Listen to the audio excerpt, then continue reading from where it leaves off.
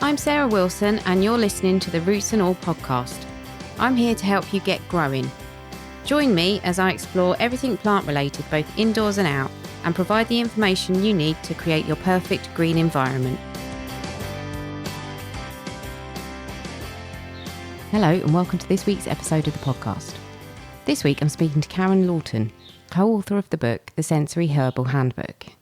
The book popped up on my radar after I spoke to Nicole Rose in episode 57, and to be honest, I bought it without really knowing what it was about. And I read it whilst lockdown was at its most strict, and at a time when, although I didn't have a lot of spare time on my hands, I perhaps had a few more hours during weekends when I was at a loose end, and had the time to explore plants in more depth. Reading the book and following some of the exercises in it made me realise that although I look a lot at plants every single day, I don't really see them. If you want to take your appreciation of plants to a deeper level, this episode is a good place to start. I started by asking Karen how she and Fiona Heckels, her business partner and co-author of the book, got started in herbalism. So I have to begin here by explaining that I met Fiona while I was studying a phytotherapy degree at Middlesex University in North London, and we recognised each other as kindred spirits, and we studied together and played making potions together because the 4-year BSc degree course was incredibly scientific. It was very, very left brain. And in that entire 4 years of herbal medicine training, we went outside once on a herb walk. And we kind of counteracted that by doing as much outdoor and nature connection together as possible. And sensory herbalism is our style of herbalism. It's what we've codified over the last 20 odd years working together. And it's following the plants themselves. So through our own observations, we've looked at the plant parts that come out and we've connected them with different elements and different body systems. So we've basically been led by the plants. We've watched the plants, and for example, right now is summer and there's loads of flowers around, and we connect the plant part of flower with the sun and the fire element and the cardiovascular system and blood. And then as we move into autumn, we're looking at the plant part of seed and the element of air. And in winter, the plant part of roots and the element of earth. And then back round to spring when the fresh green leaves burst through, and it's the element of water. And each one of those works for us because we're following the plant's journey, whereas a lot of other systems of herbalism is actually based on our human body, the human response. When you look at kind of theories of medicine, which are all valid and really important, but Fee and I we're quite rebellious and we like making things up for ourselves so that we can understand it and truly connect with it. And it's just been a very creative, fun journey. And we've had a really good time working with the plants and people over the last 20 years, as I said. And the book that we've written, the Sensory Herbal Handbook, has that whole system within it, which has been really exciting to release out into the public domain and have lovely feedback from. Yeah, it's really interesting what you said about your course where you didn't actually interact with the plants. And that's really, I think, pertinent because when I read your book, I'm a gardener, so I spend, hours and hours a day outside with plants, but there still is an element of not actually looking. I'm kind of looking but not seeing the plants. And what I got from your book was to take the connection that I've got already with plants and take it to an even deeper level. And it's incredible what you discover and how much you actually feel like you get to know the plants personally through working with them in the way that you describe in your book. And I think one of the things that you recommend is that people keep a herbal journal. So maybe I thought that perhaps you could pick out perhaps one exercise that people could do if they were interested in doing that. Obviously, they need to get the book, but, you know, just perhaps one thing that you think is a really good way of starting people connecting with the plants on a deeper level. Yeah, of course. And so the journal, an idea that you've got a book that's your personal book about your relationship with plants. And anyone can do this. It's a creative exercise, really, about deepening your observation skills. One of the first things that people often say to us when we suggest a journal and doing some kind of artwork around a plant is, I can't draw. No, I can't draw. And that puts a real block. There's like a natural block that happens, and it might have happened from early childhood, from school, from not being given enough space to actually create without being told that's not good enough or put down in some way. So we like to begin things with drawing exercises, and just simply doodling is a very good way to improve your artistic and creative literacy, if you like. And we really like to suggest to people to choose a plant. So, for example, the common daisy that's out and about in everybody's lawns. If you just sit down and have a look at that daisy and let your pencil get onto a piece of paper, and without taking your eyes off the daisy, just draw. So you're not invested in what your drawing looks like. You're more invested in observing the daisy and potentially trying to count the petals and trying to make enough petals around the whole flower. And then you can progress, if you want to really taking a step back and making it a meditative exercise where you're trying to recreate the plant on a page. And it is not about what it looks like on your page. It is about your observation and connection with that daisy. And that kind of work, then you can just start making notes around the daisy, you know, just simple notes of what you've seen or observed in that time. And it's something that my 12-year-old has been drawing daisies this week, and she has been so delighted watching the daisy heads close as the sun goes down. It's something that like brings some kind of bubbling up of joy in her and me, and I'm sure many of us when you watch the flowers' heads close. That it's something that not everybody knows or notices, that opening and closing, the movement of the flowers, or watching the daisy track across, moving the daisy's head to follow the sun through the day. And they're the kind of notes you can add around your drawing. You know, I watched the daisy's head close and I noticed the tiny little pink stains at the edges of the petals. I actually texted one of my friends when I first got into daisy, and the word daisy in predictive text comes out as fairy.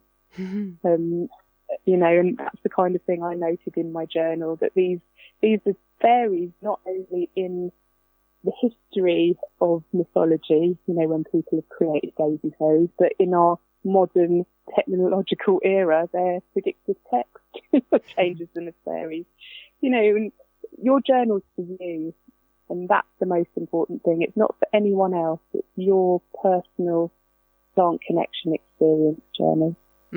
Yeah, and it is really powerful, as I said, and it's almost a meditation. It's a kind of exercise in mindfulness as much as it is about documenting any, you know, useful information about the plant. So I thought it was also interesting. You write about making a connection with the plant and also using intentions when you use those plants. Do you think that makes a remedy more powerful? And if so, why do you think that? Yeah, I mean, I believe that having a connection with the plant from the very beginning makes the medicine more powerful.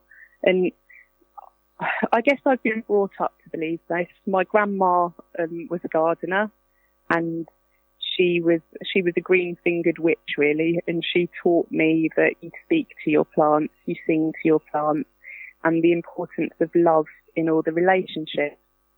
And then the very, very first remedy I ever made as a young child was rose water from her garden. And each of those roses had their own personal story and history that my grandma told. And then every time we applied the rose water, because we used to use it as a facial tonic, it had that wealth of story within it. So I was putting love on my face as an astringent tonic. But when I create medicine now, a lot of the medicine that I create, I know the birth of plants because I collect the seeds as a gardener as well, and a horticulturalist. I've got my own lovely seed bank in a shed in the garden. And each one of those seeds, when I plant them, I hold them in my mouth because I don't know where a lot of this comes from, so I can't go deeply into the science. But I feel that by putting my saliva on a seed, it begins a relationship that the plant knows me from that moment. I put it in the earth, that a lot of my compost in the garden again comes from our food scraps. We've got a wormery, so it's kind of the material fabric of it all. And I love the soil. And as that plant grows, I talk to my plants. When I water the plants, I often think about the remedies that I'm going to be creating from them.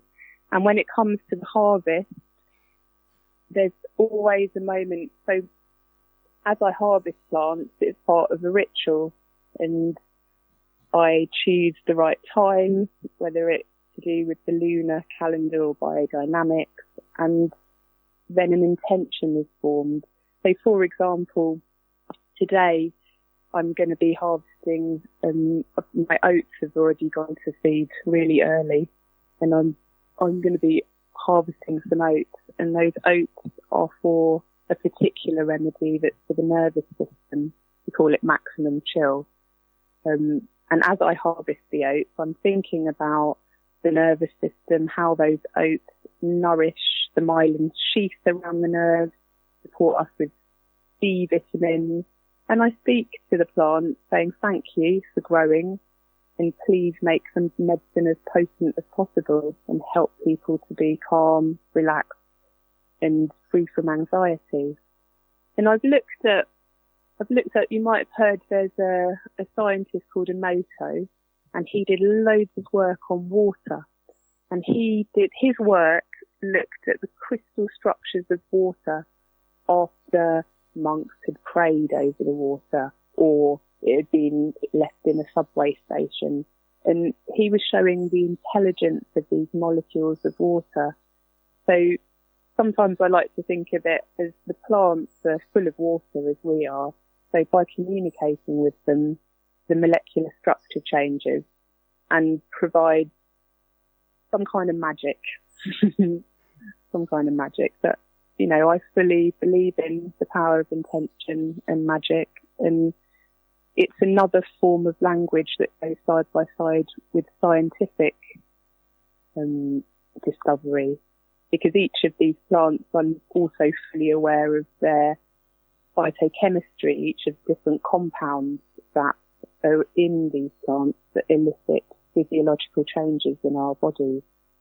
But I believe it's part of a whole, that the science and the magic is integral to the whole of herbalism and herbcraft. And we've kind of gone down a bit of a left-brain path in society right now, where science is king and the dominant way of doing things. And it's a shame, because it's much nicer to balance, in my personal experience. Mm. Yes, I think we definitely have gone down that route. I would completely agree. Maybe to the exclusion of conversations like the one we're having, which, I don't think is a good thing. So what if somebody was out and about in their garden at the moment, and I think this episode will go out in around the middle of July, what might be something that people could go and harvest now, and what might they use it for? So that height of summertime, the heather is flowering, and that beautiful purple and sometimes white flowering shrubby tree, really, it's a miniature bonsai tree, the heather, is a fabulous remedy that we make an oil from. And the heather, the oil that we make gets combined. So if you've got heather in your garden or around in the woodlands or moors near where you live, one of the first harvests I ever did of the heather was up to Skiddaw, a mountain in the Lake District. And it's such a amazing, incredible colour when you're out and about and you see these kind of hills of purple. Very, very attractive. But you can strip off the flowers of the heather, which are already very, very dry, and so they haven't got a high water content. They're quite easy to dry for tea. And heather is a urinary antiseptic, fabulous for any kind of cystitis that can come about, especially in the height of summer when people are dehydrated. We see lots of cystitis. And simply drunk as a tea. And because it has an action on the kidneys, and the kidneys are really this organ of elimination and excretion, letting things out and go. And when there's stagnation or a stop of flow there, we can see arthritic conditions come up. So heather's a fabulous plant to help with joints as well. And as I said, I'm turning my heather into an infused oil. So I'm putting those flowers into a jam jar, covering them with some sweet almond oil. And I leave those out for one lunar cycle a month to properly infuse all of their medicine into the oil. And then that's something that I turn into an Heckels balm, which is a fabulous joint and muscle rub with other herbs like comfrey and horseradish, rosemary and peppermint. So yeah, there's the heather. That's what I recommend. Lovely. That's a lot of people don't grow heather now in their gardens so much, which is a shame, because when it really is in full flow, it's actually just stunning. But it is a stunning plant. Yeah. We grow it with our bilberry patch because it's another ericaceous plant, and the bilberries and the heather, the blueberries, love growing together. So we've got them in the garden underneath a pine tree. Oh, nice. Yeah, that'll do it for your acid soil. Exactly. And so obviously people have been going through quite a lot emotionally, and I don't see the kind of turbulent times ending anytime soon. So I thought it might be nice to perhaps talk about something that people could create that's good for relaxation and calming. Is there anything that you'd recommend for that? Yeah. I mean, lemon balm. Lemon balm's a lovely plant, Melissa. It's very easy to grow, part of the mint family.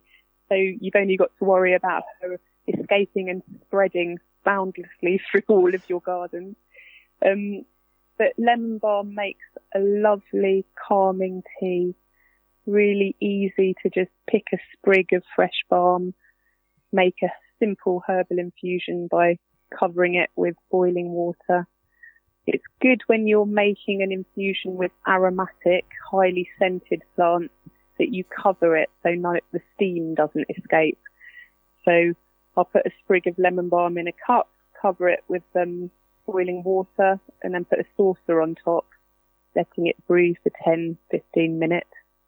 And then all of those volatile or aromatic oils are kept into your drink.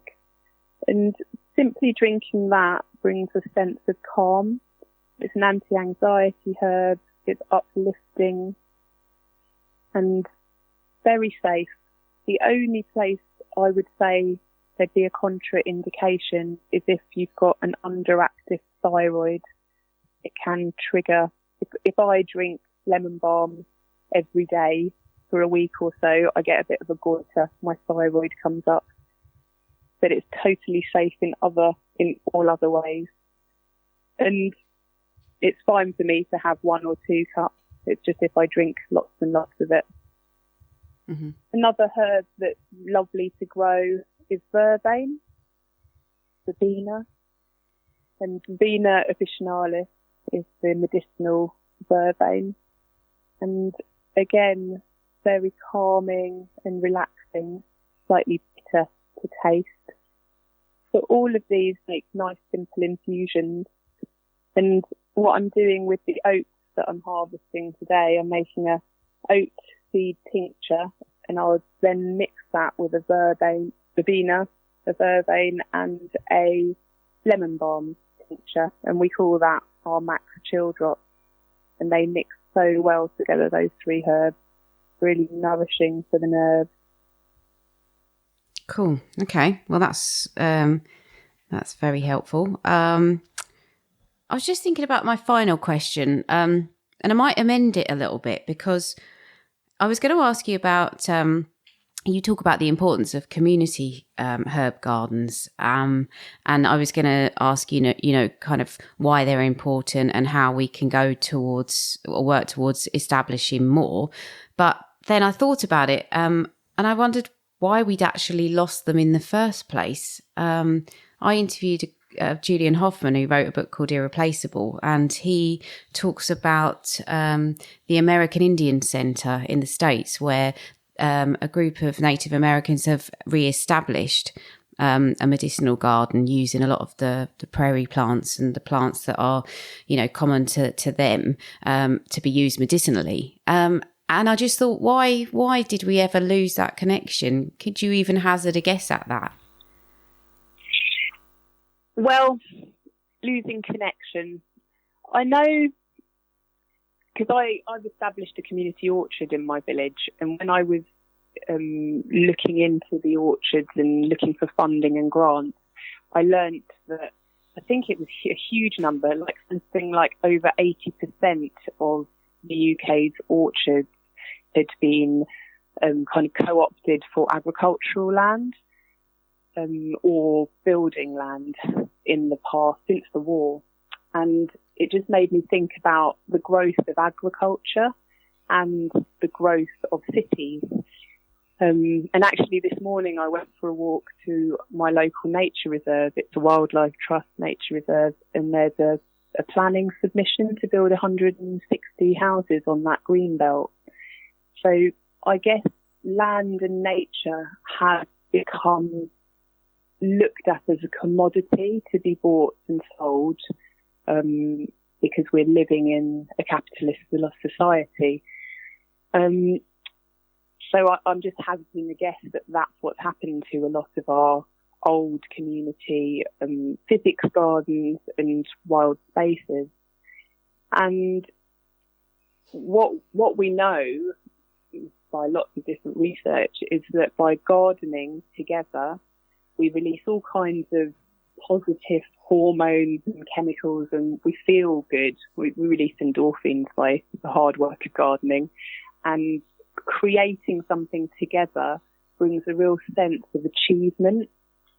Fiona and I have been very lucky to set up community gardens in various different places, and we always call together a volunteer force, and the volunteer force that meet become a family. They're people from all over that often don't know each other, and after 2-3 days of hard graft, creating gardens and planting together and bringing seedlings from wherever people live, people and eating together, it just becomes like a real family unit.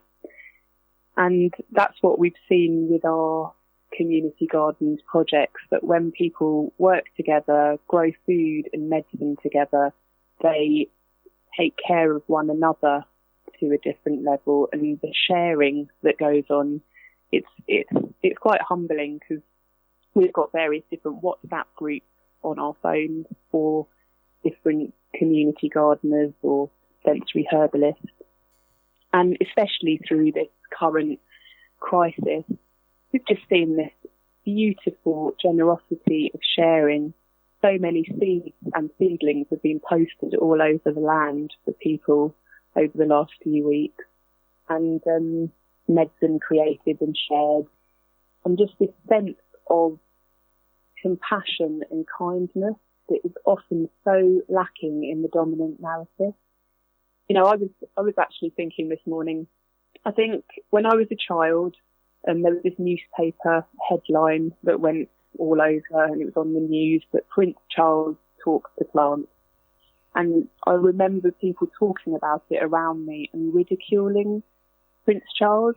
And I think it was the first time, I must have been about 10, it was the first time that I thought society was mad and really insane. Because my grandma, as I said, she brought me up talking to plants, and I thought, oh, this is nice, the Prince Charles talks to plants, and everyone else around me was like, oh, he's, you know, they were saying negative things about it. And I realised that the narrative that the dominant society has no respect for nature. And, you know, it's very upsetting. It upset me and it still upsets me now. Walking around my nature reserve this morning, there's a 1,000-year-old holly tree there. It's one of the oldest hollies in the land. And I stood with it and I thought, you know, if they cut you down to build houses, that's more than a travesty. It's awful. And part of me knows that is what society demands. That is the way capitalism works. If there is an ancient woodland in the path of the high-speed railway, which there has been and has been cut down very recently, that's what goes, and it's at the expense. It's at the expense of all our health and sanity, and it's something that Fee and I are intense and passionate about changing, and all our work is focused with the intention of reconnecting people to their local plants. And by doing that, we really believe that people will start changing their perceptions and attitudes to nature. So, yeah. Well, yes, good. I mean, bravo. I hope it does. It was interesting what you said. Well, two things really interesting there. The first thing, when you said about your grandmother speaking to plants, the first thing that popped into my head and always does is the story about Prince Charles. You know, that's just burned in my brain from childhood, that story. And I don't think he's ever kind of, you know, I don't think anyone's ever got past it. I don't know, like you said, what the kind of problem is with it, but it's definitely something that's stuck, and it's something that he's been ridiculed for sure.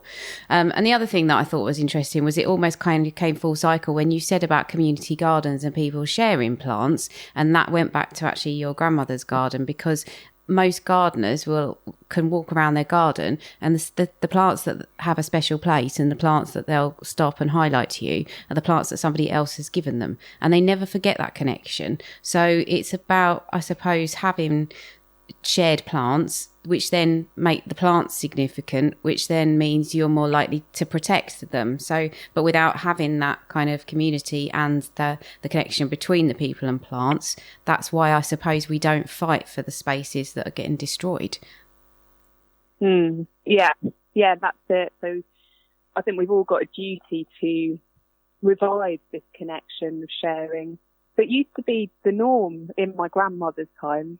When I moved into my house that I live in now, I had an elderly couple next door, and they were so generous.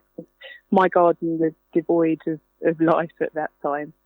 It was just brambles. It wasn't devoid of life. It was full of life, but it was full of wild bugs.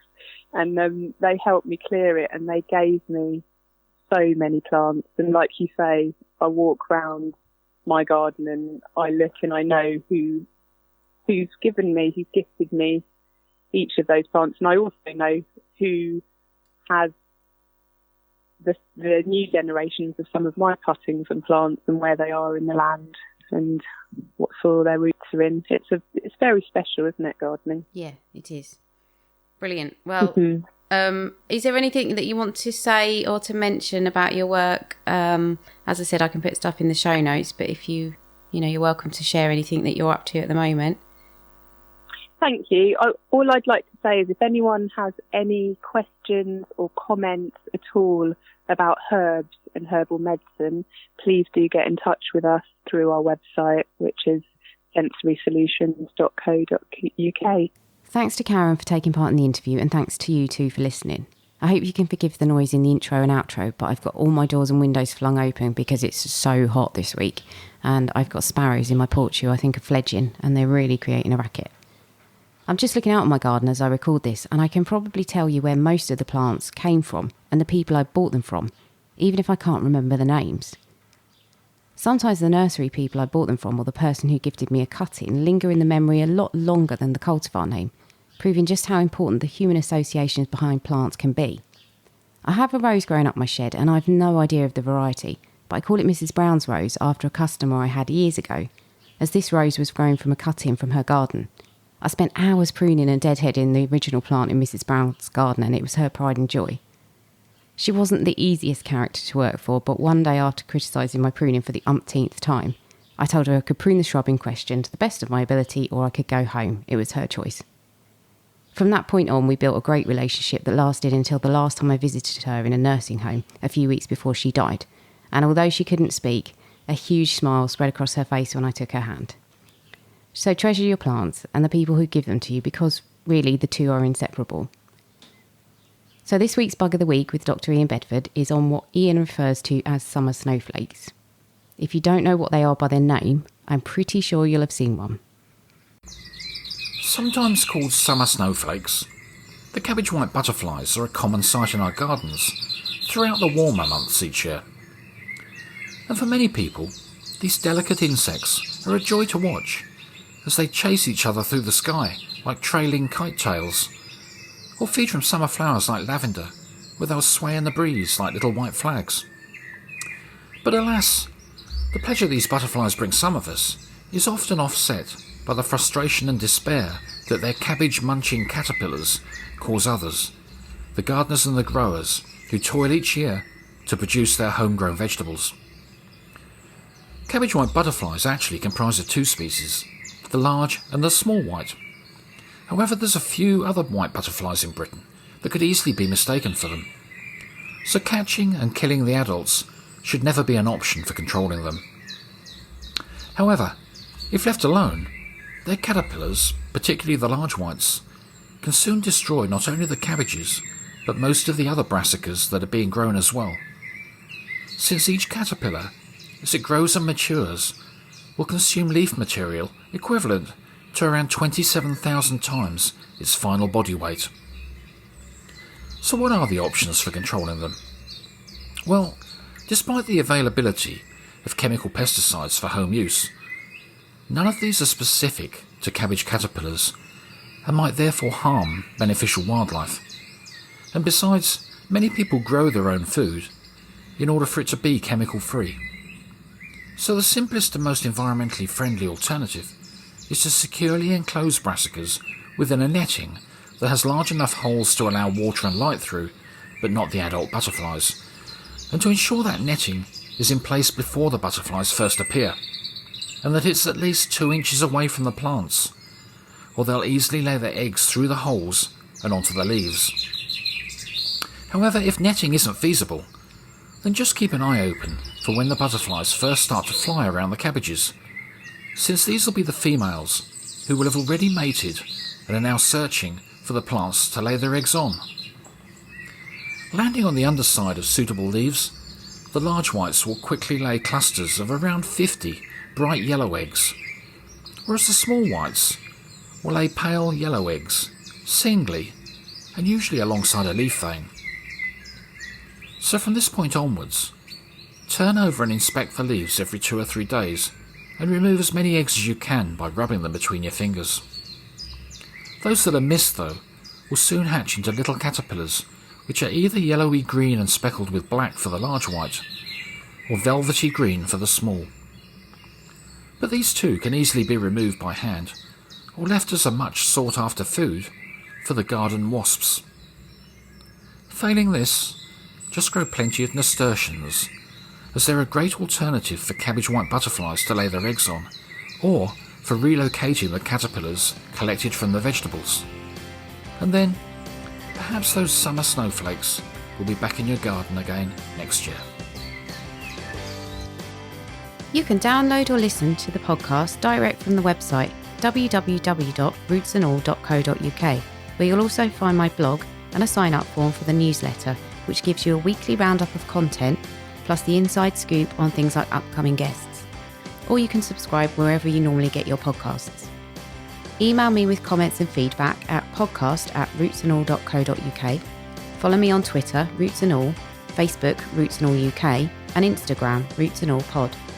But please also check out my Patreon, where you can make a one-off donation or take out a monthly subscription to help support my work, because if you like what I do, please help me to continue doing it. Even if you make a one-off donation of £1, trust me, it all helps and I will be immensely grateful. So please go to Patreon and search for Roots and All.